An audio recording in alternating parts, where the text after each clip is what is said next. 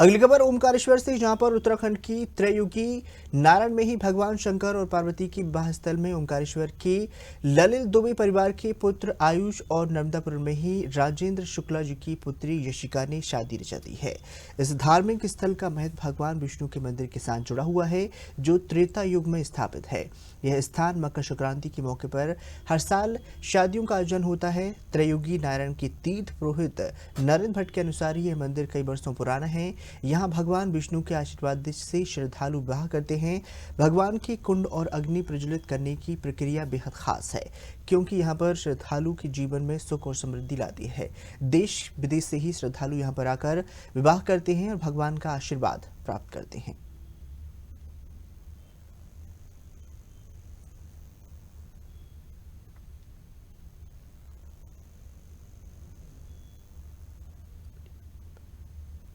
तो बताना चाहेंगे, धार्मिक स्थल में अनोखी शादी हुई है। भगवान के आशीर्वाद से ही 7 फेरे में बंधे हैं। अग्नि प्रज्वलित करने के साथ यहाँ कहा जाता है सभी श्रद्धालुओं के जीवन में सुख और समृद्धि लाती है। देश विदेश से ही यहाँ पर लाखों श्रद्धालु आकर विवाह करते हैं।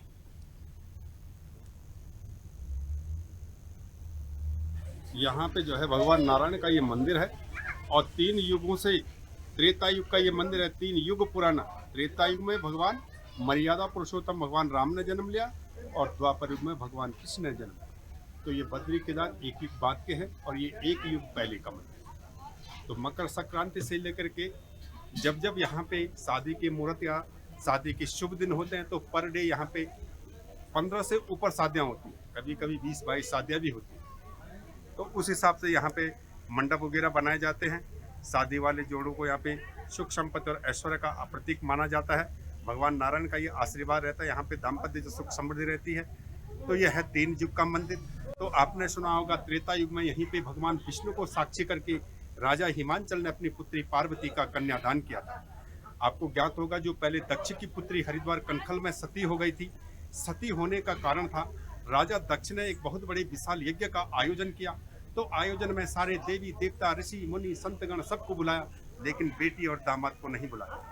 तो वहीं पे जो है माता सती जो है अपमानित होती है, अनादर होता है उनका, और वो अपनी सर्वस्व शरीर का बलिदान कर देती है और वहीं पे भस्म हो जाती है। यज्ञ विध्वंस हो जाता है। फिर उनका पुनर्जन्म होता है। पर्वतों के राजा हिमवंत राजा की पत्नी होती है मैना। तो मैना की कोख से वो जन्म लेते हैं, तो उनका नाम पार्वती पड़ता है। उमा, गौरा, अपर्णा, सती, पार्वती, शैलपुत्री कई नामों से इनको जाना जाता है। ये शक्तिपीठ देवियों में से देवियां हैं ये भी।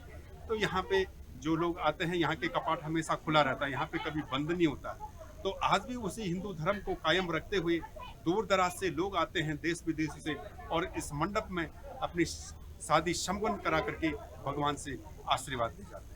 ये प्रांगण में आपको प्रत्यक्ष कुंड मिलेंगे। पहला ब्रह्मा जी का कुंड है, दूसरा भगवान शंकर का कुंड है। ये दोनों कुंड है आत्म शुद्धि और शरीर शुद्धि के लिए स्नान